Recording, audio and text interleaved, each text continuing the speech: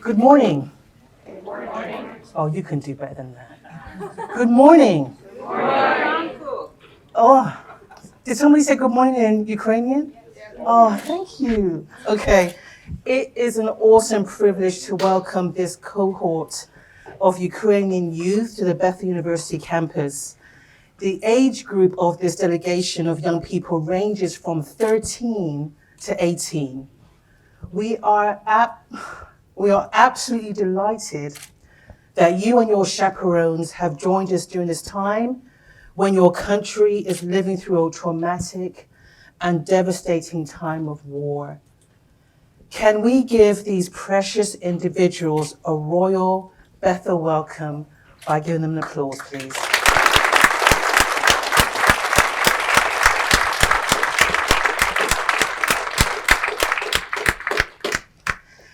There are many people, can you put the project on? There are many people to thank with helping to host our guests, not ghosts. The list of names are featured on the screen behind me. I want to especially thank Dr. Irina Fersman. Irina, can you wave? Thank you. Co-founder and board member of the Global Synergy Group, and Melvin Giles, a peacemaker and co-director of the Urban Farm and Garden Alliance, for playing such a pivotal role in helping us to facilitate today's conversation with these courageous young people. Both Dr. Fersman and Melvin Giles are members of the Bethel Frogtown Summit University Partnership Advisory Committee, where neighbors, community educators, specialists, and wisdom bearers spearhead and collaborate on initiatives geared toward the enrichment of members of our Twin City communities, our neighborhoods, and our Bethel campus community. And I also want to thank Ann Gannon, the Bethel University Administrative Coordinator, for her incredible help. During this Primetime event, the young people will respond to questions that have been prepared beforehand. They will share their stories and their truths about what it means to live in a country caught up in war. We will leave time for Q&A, but before we begin our time of conversation, my brother and our incredible Associate Dean of Christian Formation and Church Relations will pray for us. Please come forward, Matt Runyon. Lascavo Prosimo. I'm inspired by my sister Katie using Ukrainian this morning, but we're so glad you're here. Join your hearts with me in prayer. Holy God, thank you for being a God who is at work in all places, with all people, at all times, for not being confined to a building or a region or a country, but being a God of all people, active in the lives of these young people and their families and friends, wherever they are in the world, and active here in our hearts, in our families, and our friendships, and here on this campus. We praise you and celebrate you as this sort of God who chose to come close. And today we ask, Lord, that you will give us the energy and curiosity that it takes to recognize in each other your image, and to listen well to the stories of these young people, to celebrate what you are doing amidst pain and chaos and difficulty, to celebrate what you are doing here on our campus and here in the lives of these young people. So lead us and guide us, and may this be a sweet time of investigating your work in this world. In Jesus' name, amen. Amen. Thank you so much. Okay, so the youth have asked me to start with a question. And so the question is, please describe how you responded to the news that the Ukraine was now confronting a season of war. Where were you when you heard this news? How did you find out that Russia had invaded Ukraine? And how did you feel when you heard this news? These are just some ways you can talk about this and respond to this question. Yeah, let's translate to Ukrainian so the rest of the team would also Great. be in this journey together. Yes. Mm-hmm. Ми почнемо сьогодні з другого запитання, яке ви вже бачили. Запитання, будь ласка, можете описати вашу відповідь новинам про те, що в Україні почався сезон війни. Де ви були, коли ви про це почули? Як ви дізналися, що Росія вторглася в Україну? І як ви почували, коли ви почули ці новини?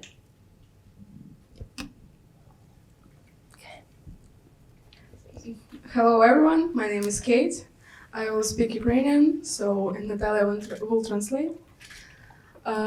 В цю ніч я була вдома, і прокинулась я не від новин, там по телефону або по телевізору, а від вибухів за вікном. That night I was home, and I woke up not because I received the news, I woke up because I heard explosions outside my window.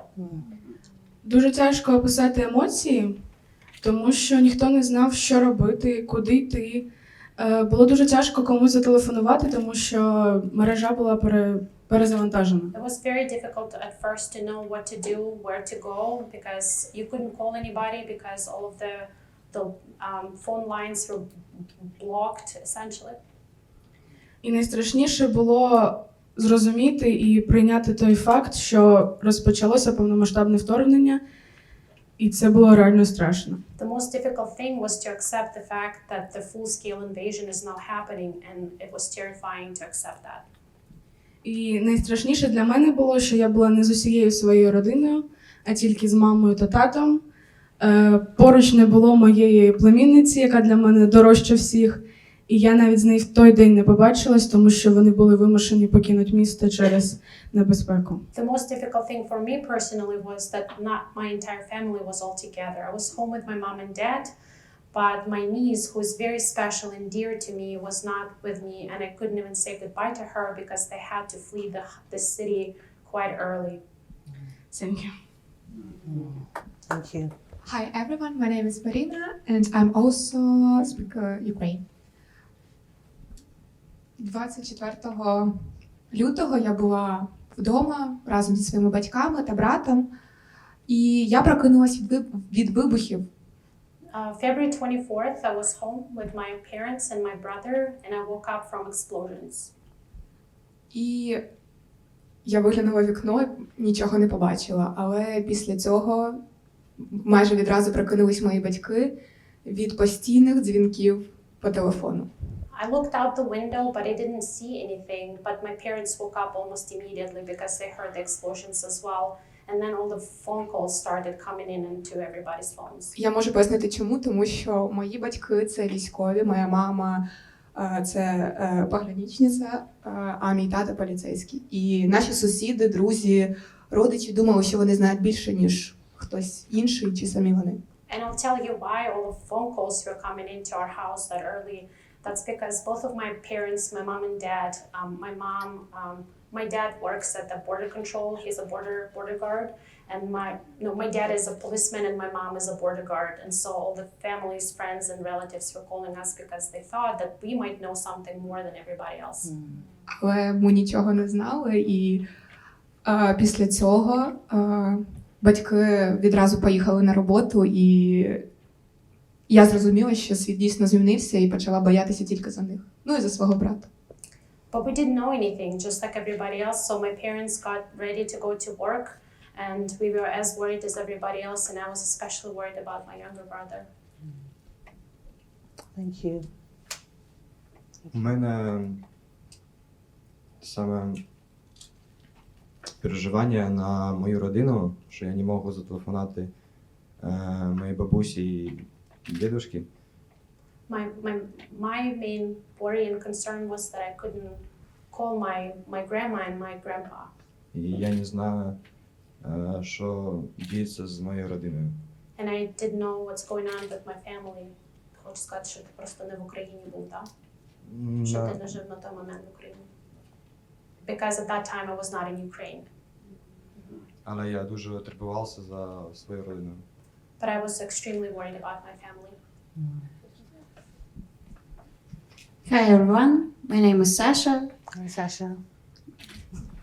and I will talk Ukrainian too. Тож, 24 лютого це був день, коли моє життя змінилось до і після. February 24th was the day when my life got divided into before and after. Я теж прокинулась від вибухів за вікном. І ніхто зі сім'ї не прокинувся, крім мене. I also woke up to explosions outside my window, but I was the only one who was awake in my family.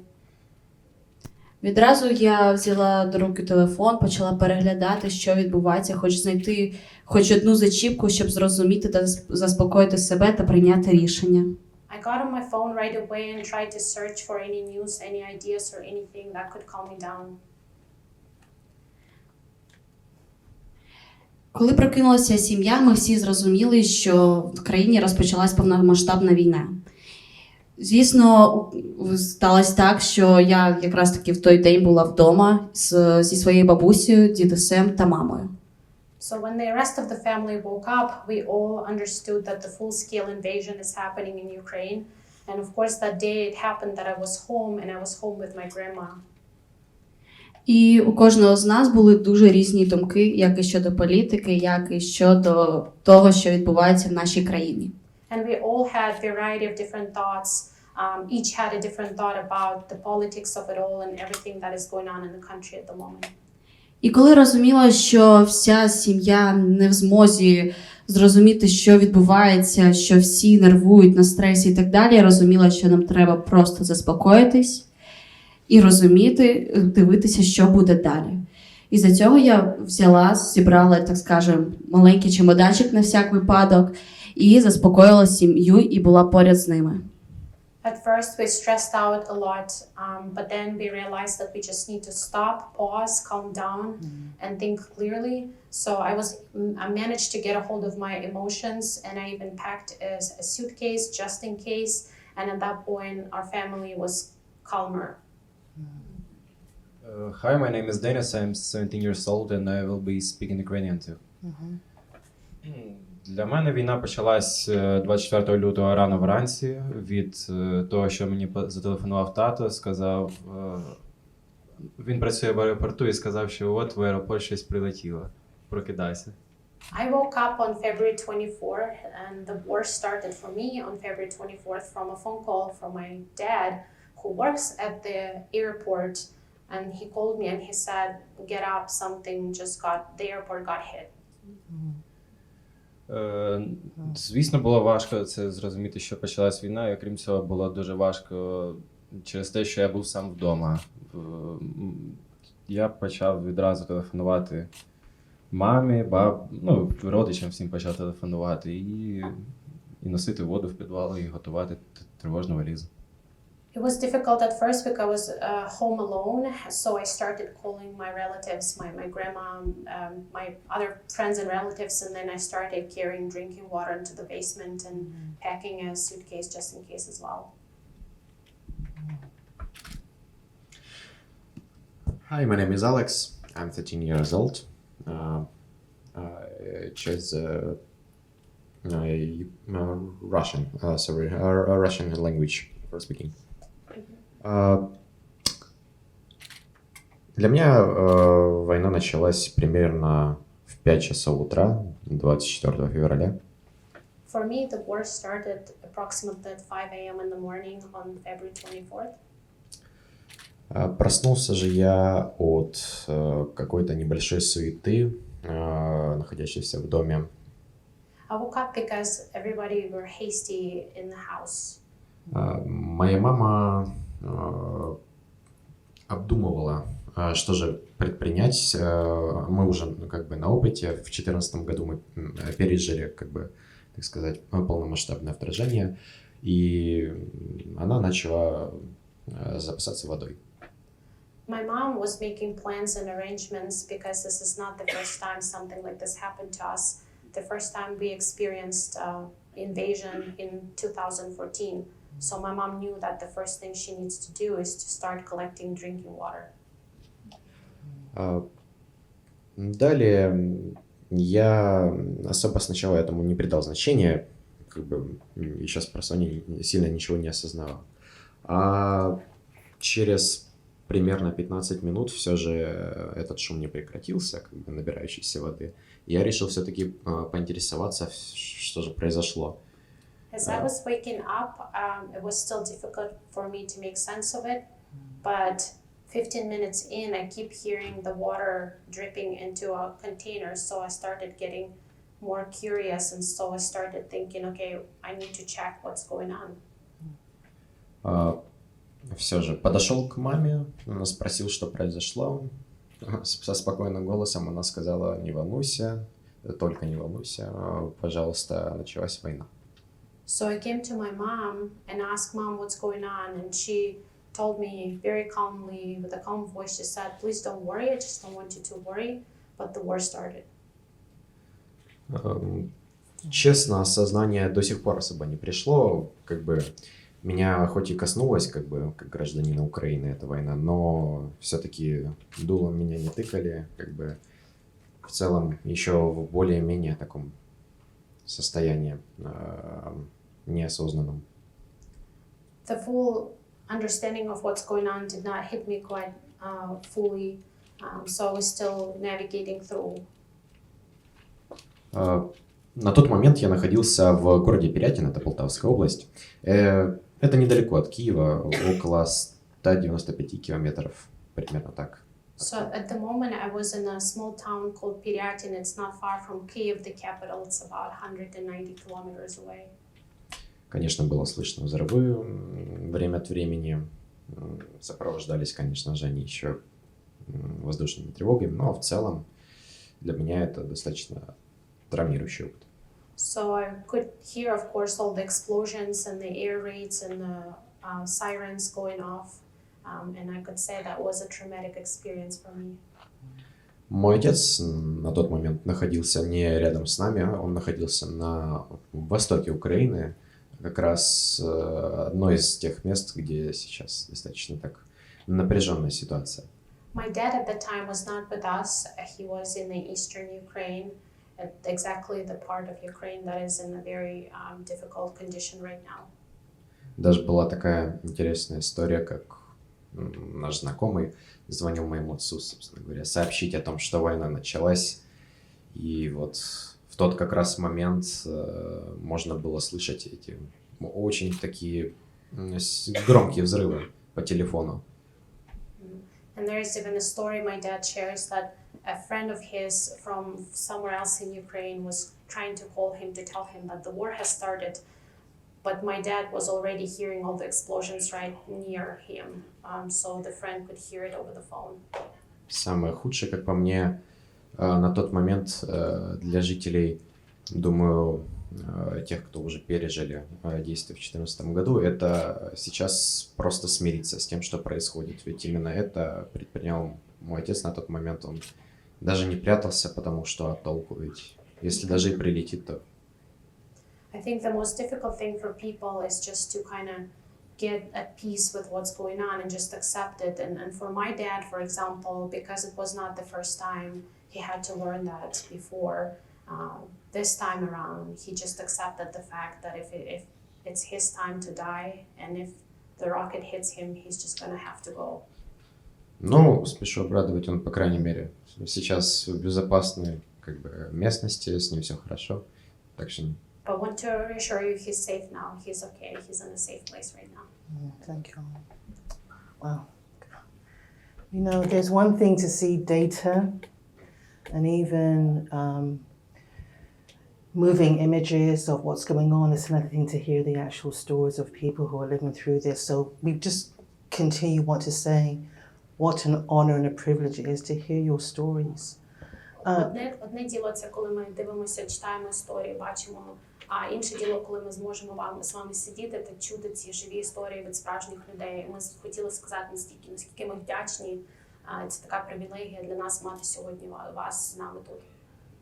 Natalia, you had some reflections from some of the young people that couldn't be here with us today. Would you like to share one of them with us? Yes, I do. So this one comes from Hannah, who is also from eastern Ukraine, but she lives in the southern Ukraine right now. And she writes, Mom woke me up early in the morning and said, just don't worry, the war has begun. My sister was in another city at that time, so she called her mother as soon as she heard the explosions. We were shocked, but didn't panic or cry. We called all our friends and quickly came up with a plan about what would we do if the situation got worse. Only then did we begin to realize what was actually going on. At first, it was scary, but then we just did what we needed for helping others. Do you want to translate that for the Ukrainian? Sure, did you guys, треба перекласти, да, що Аня написала. Аня каже, мама мене прокинула вранці і сказала, не переживай, війна почалася. Моя сестра була в іншому місті в той час. Це саме вона подзвонила мамі, бо вона почула взриви. Спочатку ми були в шоці, але ми не почали панікувати чи плакати. Ми подзвонили всім друзям і швиденько придумали, який в нас буде план, якщо ситуація стане гіршою. І тільки після того ми почали розуміти, що дійсно відбувається. Спочатку було дуже страшно, але потім ми почали допомагати іншим. Thank you, Natalia. What do you most find difficult about living in the Ukraine at this time? Що ви вважаєте найскладнішим під час життя, під час війни в Україні? Якусь одну річ дуже тяжко висловити, тому що взагалі нічого гарного в тому, що ми живемо зараз під час війни. It's very hard to depict just one thing. There's obviously nothing good about living through war. Але я думаю, це переживання за свою родину, не так як за себе, як за родину. І бажання допомагати. Я вважаю, що зараз це як ніколи потрібно. But I think one thing is just to be constantly worried about your family. Що ще така сказала? Що і бажання завжди допомагати, тому що зараз це. And then the second one is a desire to help others. Я живу в місті Борисполі, і в нас до нашого міста не зайшли солдати, до нас прилетіло всього один раз і ніхто не постраждав. I live in a city, Borispol, and fortunately we didn't have the troops walk into our city. We only got hit once, and luckily nobody suffered from it. Але, наприклад, як в Києві, в Бучі, в Ірпіні, були солдати, були бомби, були вибухи, і усвідомлення того, що люди, які жили там, їх просто вбивали, а це були люди, мирні жителі, які нічого нікому не зробили. But other towns nearby, like in Kiev, Bucha, Irpin, or in others, just the realization that so many people got murdered, people who are civilians, peaceful people who never did anything, they just got killed. І ти сидиш вдома і розумієш, що ти нічого не можеш зробити. Абсолютно нічого. And then you sit at home and you realize that you're powerless, you cannot do anything about it. І потім ти розумієш те, що люди після такого вони не лікуються. Вони залишаються хворими все життя від того, що з ними зробила Росія і російські солдати. Маленькі дівчата, яких зґвалтували, яким було всього 12, то й менше. І ти розумієш, що вони були всього діти. And then the realization that these people, they suffered so much and there is nothing that can cure or turn things around for them from their sufferings.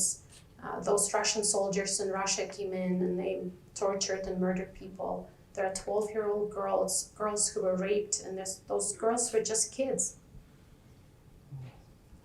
Самые большие переживания. Я пережил этот опыт в 2014 году, когда ты не знаешь, что будет дальше. Твоя прежняя жизнь заканчивается, и ты должен бросить свой дом и всю свою прошлую жизнь и уехать.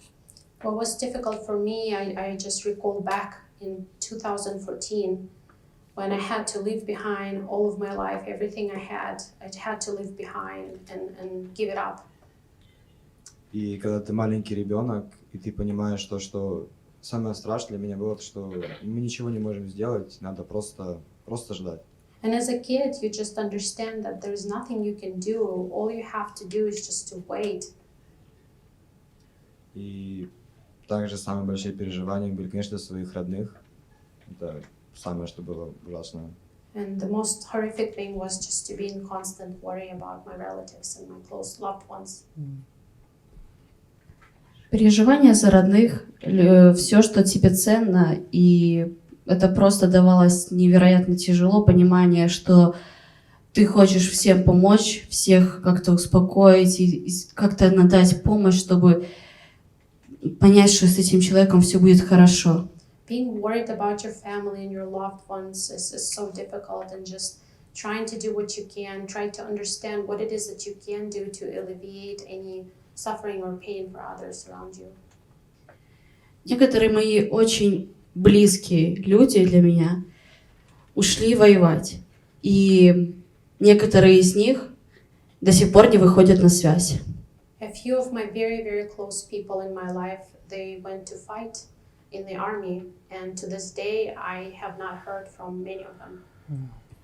Я верю, что все будет хорошо. Я верю, что в Украине настанет мир и будет достаточно мирное небо. И то, что каждый человек ответит за свои поступки. I want to believe that peace will come to Ukraine and there's going to be a peaceful sky in my country again. And I want to hope and believe that those responsible for suffering will get the results of their actions.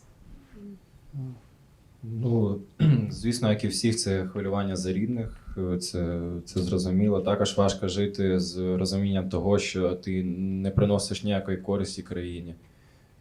І через це відчуття я якраз і став волонтером. І ну, важко отримувати задоволення від життя, коли розумієш, що тут, де ти, все добре, а на Сході, наприклад, так там не все так гарно. Of course, just like everybody else, I worry about my family and loved ones. But another thing that worries me is that how can I be useful for my country? What else can I do? So maybe that's one of the reasons I started volunteering. But it's always difficult to be thinking that where I am is more safe than, let's say, in the eastern part of Ukraine.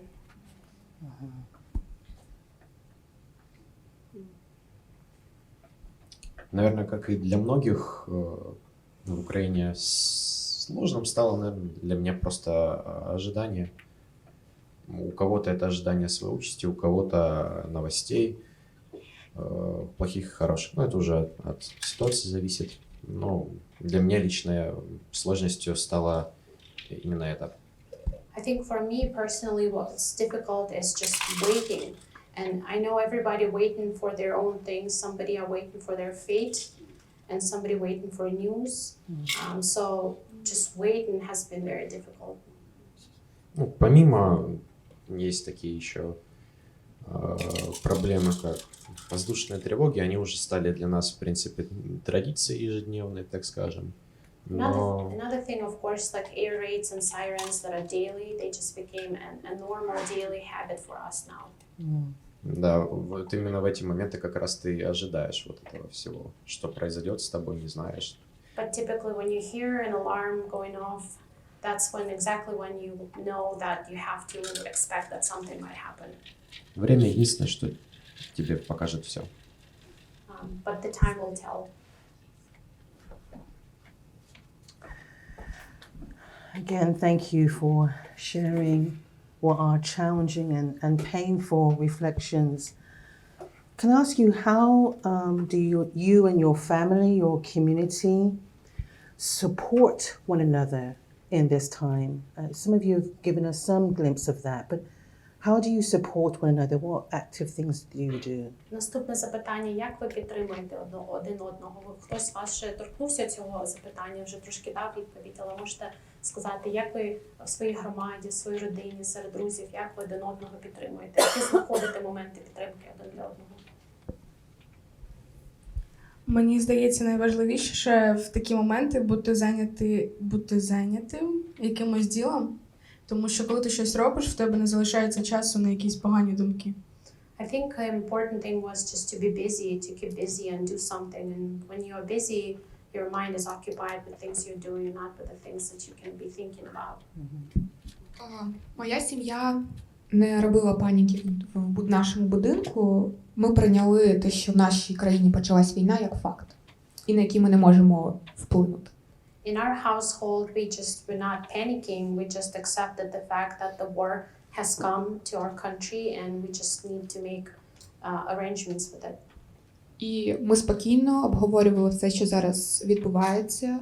І також, коли батьки прийняли рішення за того, що вони військові відправити нас в Польщу на 2 місяці задля нашої безпеки, я і мій брат, ми теж це все обговорювали і приходили до спільного рішення. So together as a family, we would calmly discuss various aspects, various subjects together. And one of those was a decision to send me and my brother to Poland for 2 months for our own safety. And that's a decision that we made together as a family. І також я згодна з Катєю, те, що щоб тобі просто не з'їхати з глузду, тобі потрібно чимось займатися. I also agree with Katya that just to not go crazy, you have to keep yourself busy and do something. Тому що перший місяць війни, та навіть зараз, ти постійно читаєш новини. Постійно читаєш новини, щоб дізнатися трохи більше, що відбувається. Because the first month of war, all you do is read the news every single day, all the time, just to know what's going on. Thank you. Конечно же, поддержка словами. И я со своей семьей, мы просто разговаривали на другие темы, когда была счастливая жизнь. We support each other in conversations, so we use words to support each other. Like with my family, we would talk about happier times we used to have. И расскажу реальный пример, который мне со мной поделилась Наталья, как она справлялась, чтобы не съехать, так сказать, с ума. Это она начала делать уборку дома, и это ей помогло. То есть быть занятой, как сказала Катя. One just example I want to share is something that Natalia, one of the chaperones, Natalia shared with me. She once decided just to keep her sanity, she started cleaning the house, so she kept cleaning. And that, just like Katya said, keeping busy, keeping occupied helps you keep your sanity. В першу чергу це була підтримка. Простими словами, що заспокойся, збери себе в руки, все буде добре. І ми всі очікували, що це от-от закінчиться. At first we were supporting each other with words and encouraging each other and reassuring each other that it's going to be over soon. Як казала раніше, дійсно допомагало те, коли ти був чимось зайнятий. І в моєму випадку це була допомога іншим людям, і вже в перші, так скажу, тижні я була в своєму закладі, де надавала допомогу людям, які приїжджали і були дуже налякані.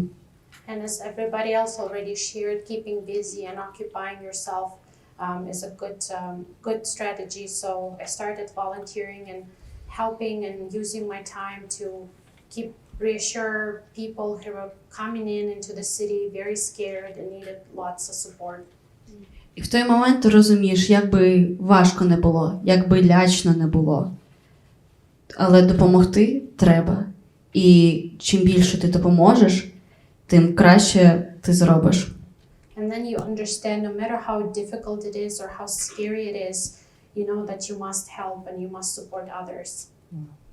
Зараз тут присутня група з Борисполю, яка є волонтерами в центрі «Перемога», і ми надаємо допомогу переселенцям і іншим людям, які потребують цієї допомоги. Right now we have team members who are volunteers from the city of Borispil. We have a center called Перемога, which in Ukrainian means victory. We volunteer there and we help people who need our help. Ну, я якраз з Борисполя, і я можу погодитися, що робота в волонтерському центрі вона справді допомагає. І також для того, щоб не поїхати дахом, на мою думку, важливо зберігати якусь рутинність життя, мати якийсь чіткий розпорядок дня. I also would like to add that volunteering has helped a lot for us, but also just not to go crazy completely. It's good to have some kind of schedule or keep some kind of habits together. В перший місяць я прожив за чітким графіком. В мене було розписано все, навіть години обіднього сну.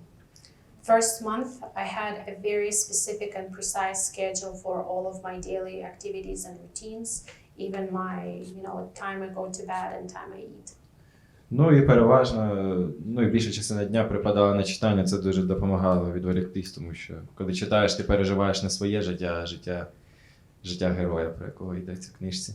Also, reading books helped a lot. In the beginning of the day, I would read, and typically when you read, you're living through somebody else's lives, and that helps to not focus on your own. What did you read? А що ти читав? Щось одне? Just one thing? Just one. Yeah. Таке найперше, що я згадаю, так це Джек Лондон. Oh. So the first thing comes to me is Jack London. All right. I'm trying to get the Russian name. Ти не знаєш, як англійською буде? No. Морський вовк. Як його? Seawolf? Is that the name of it? Okay. Okay, I guess that was the name. Намагався уникати всякої військової літератури. So I try to stay away from any military literature or reading at all. It's very wise, very wise. You can tell him very wise in Ukrainian. Каже, дуже ти мудрий. Yeah. Alex? Моя очередь. Да, в первое время я, наверное, помогал родителям скорее, сначала только родителям, материально пока. Просили помочь, помогал. At first, I was just helping my parents. They were asking me for various help, and I was just doing that. Потом уже после такой небольшой реабилитации в новой, так скажем, среде, мои родители начали помогать переселенцам, которые приезжали снова и снова в наш населенный пункт. So once we get acclimated in the new place we moved to, my parents started also helping internally displaced people, and so I joined with my help as well.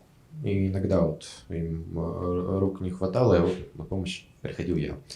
So whenever there was need for extra pair of hands, I was coming in, stepping in. Самое запоминающееся, наверное, из этого всего, я ходил, помню, в магазин, приехала семья с новорожденным ребенком, и у него, я не помню, честно говоря, чем он болел, но достаточно серьезно для его малого возраста. И я ходил в магазин за таблетками, получается. One of the things I remember is there was a family, internally displaced family with a newborn baby, and the baby was very sick. I don't remember what it is exactly that he was sick with, but I just remember running to a pharmacy to get some medication for the baby. Приятно было знать, что я помог. And it was good to know that I was able to help. Да. Thank you, Alex.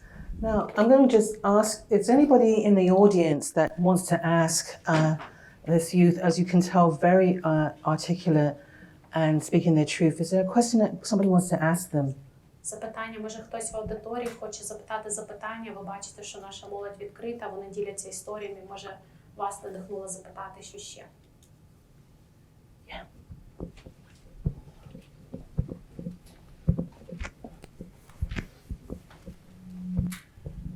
I lost my wife, but she just departed. But I want to say on behalf of Katie and I, my любимо тебе, люди Україно. We're grateful to have you here, and we see a unity in you as we saw in people in Ukraine as we were there last year.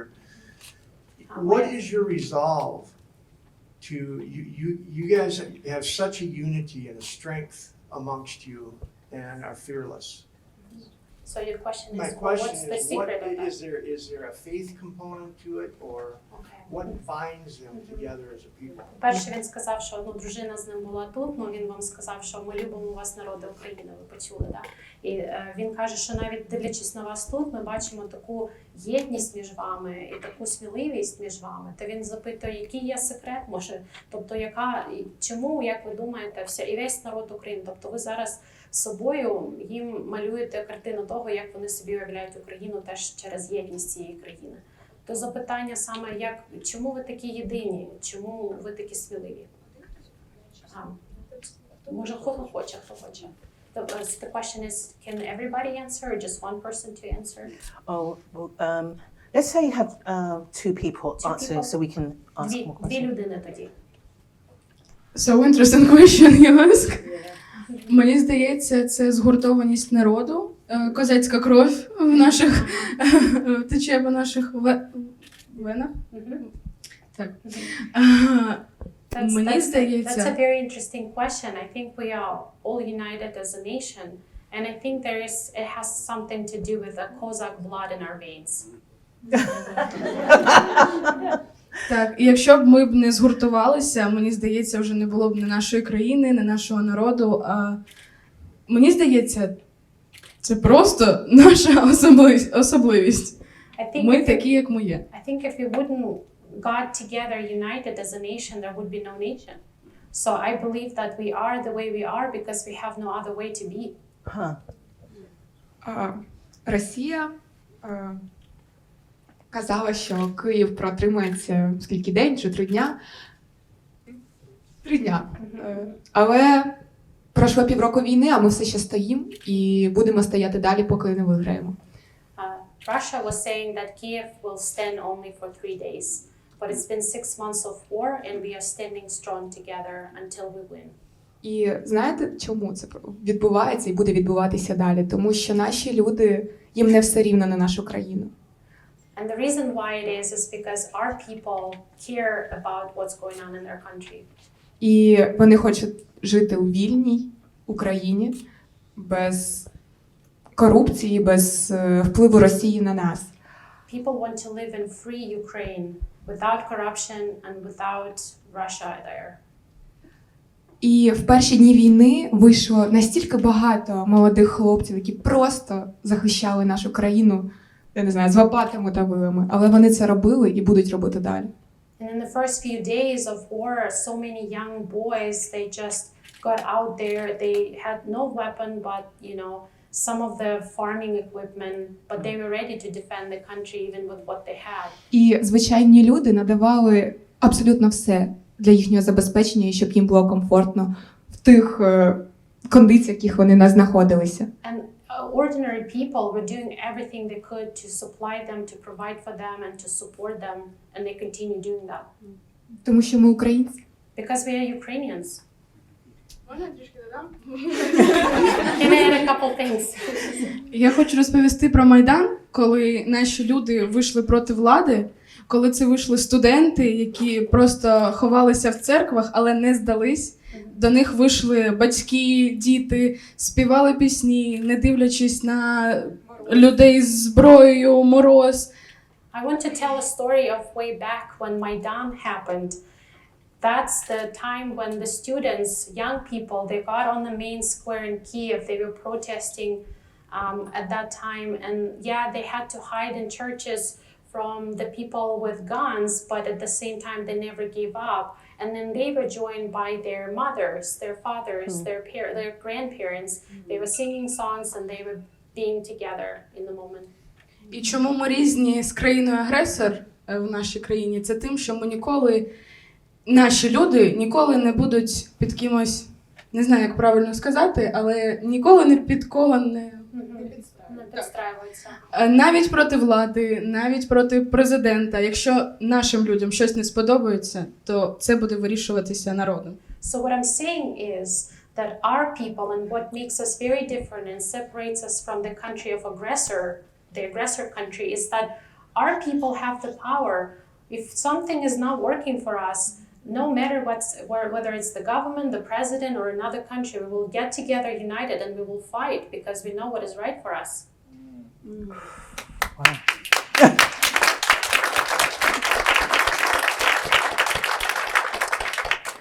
Wow.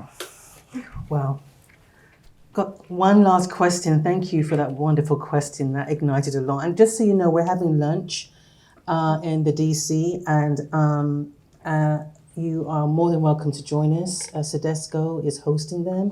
So if you want to join and have more conversations with these articulate young people, please do Хотіла сказати дякую за запитання. У нас буде пізніше обід, і я вас хочу запросити приєднатися до обіду, щоб ви далі продовжували розмови з нашими надзвичайними молодими лідерами. So my last question to you all is, what does hope, love and peace mean to you? Either one of them or all of them? Моє останнє запитання, або всі, або хтось один може відповісти. Що для вас означає надія, любов та мир? Good question. Okay. Love. Okay, sorry. About the changing of language. Наверное, для меня первая любовь. Мне всего 13 лет, откуда я знаю? First love, but I'm only 13, how could I know? Ой, Надежда там была первее. Надежда, то, что всегда согревает, так, тебя как бы подталкивает делать все дальше, ну, не сдаваться, собственно говоря. But then there was hope in there, right? First, so hope is something that warms you up and pushes you towards better, towards future. Майбутнього ти сказав, да? Штовхає в майбутнє? Можно и так сказать. А что еще было? Мир. Мир. Да, ну, понятия мира у нас, наверное, никогда не будет. Ладно, на время у кого-то когда-то. Понимаете, просто конфликты, ну, они всегда будут существовать, они всегда у кого-то возникают. И большинство из них перерастают вот в такие вот достаточно серьезные проблемы, иногда даже в войны. Peace is a difficult one. I don't think we will see peace. There are so many conflicts out there, and some of the conflicts tend to grow into a mess. Thank you, Alex. Yeah. Три названих поняття, як на мене, вони об'єднуються в четвертому, яке звучить як майбутнє. Ці всі три поняття чекають на нас десь, і ми всі віримо, що вони скоро будуть в нас. I think all these three words, they kind of go together and point into the direction of future. So they all together portray future for me, and I hope that eventually we'll be able to achieve that. Я думаю, що зараз ці три поняття для нас трішки по-іншому. Після 24 лютого ми зрозуміли їх зовсім з іншої сторони. I think all these words mean different things for us since February 24th. Звісно, надія в наших воїнів, не надія, а впевненість в нашій перемозі, але потрібно для цього час. Of course, hope in our soldiers fighting, and hope, or rather I'd say conviction that our victory is coming. Любов до наших рідних, до нашого оточення, вона стала ще сильнішою. Наприклад, до друзів, які були вимушені переїхати за кордон. Love for our loved ones, for our surroundings grew exponentially. And then, of course, love for our friends, most of whom who had to leave and move away. І мир, для якого зараз Україна робить все можливе, і на яке вона надіється і робить для цього все, що може зробити зараз. And peace is what Ukraine is doing everything to achieve and preserve. Для меня мир, когда мы последний раз были в Америке на встрече с президентом, с мэром города, я у него спросил, что если у города проблемы, то могут ли он обратиться к другим мэрам города, чтобы люди помогли вам. Он ответил, конечно же. И для меня мир — это когда страны сотрудничают между собой, и у них не возникает проблем между этим сотрудничеством. Peace for me is something that I recall a conversation I had with one of the mayors here in Minnesota that we visited with. I came up to him and I asked him, so what do you do if your city has a problem of sorts? Can you reach out to another mayor next door, to another city? And he said, of course I can. And so for me, I think peace is where all the countries could help each other out, reach out to each other and coexist. Well, we've got a time, but one last thing. Останнє. That's fine. Я згодна з Каті те, що після 24 лютого цінності змінилися. I agree with Katya that after February 24th our values have changed. І для мене ці 3 слова значать мирне небо над головою, сім'я, яка вдома, та живі люди в моїй країні. So for me, these 3 words means the peaceful, clear skies in Ukraine, my family at home, and people in Ukraine who are alive and well. Okay, we're going to end with prayer, but before we do, can we all stand up and give these young people an amazing round of applause?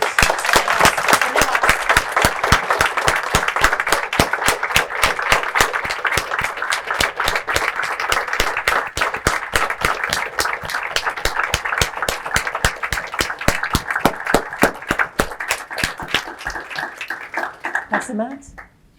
Дякую, друзі. Дякую. You may sit down. Можна присісти, зараз буде молитва. I'm gonna ask you to translate, if that's okay. I don't know what your faith life is like, Я не знаю, які у вас стосунки з вірою, but we here at Bethel are centered on Jesus. але в цьому навчальному закладі Bethel ми все своє життя центруємо навколо Ісуса. Our president, Ross Allen, has used this as a pillar of our existence. Наш президент Росс Еллен використовує, тобто він бачить Ісуса як одна складова фундаментальна частина нашого життя тут. And so as Christians, we believe that Jesus was the perfect human example sent from God. І як християни ми віримо в те, що Ісус – це був живий приклад, який був надісланий Богом нам на землю. And what I hope to do is to give you a blessing. І я хочу зараз вас благословити. What I mean by blessing is to impart good to you. І під благословенням я хочу вам пояснити, що маю на увазі надати, тобто віддати вам добро. May you leave here and leave Bethel with the understanding in your heart Я хочу, щоб коли ви сьогодні будете їхати з цього університету Bethel і далі, куди буде їхати, щоб у вас залишилося таке розуміння у серці. that you carry in you the very image of God. Я хочу, щоб ви пішли з розумінням того, що кожен з вас несе з собою облік Ісуса Христа. Each man and each woman in the world carries with them the image of God. Кожна людина на землі, кожна жінка, чоловік, всі несуть з собою облік Бога. And you have given us a new glimpse of who God is by sharing your story. А ви сьогодні нам надали нову змогу подивитися на приклад Христа через вас. Thank you. Thank you. Amen.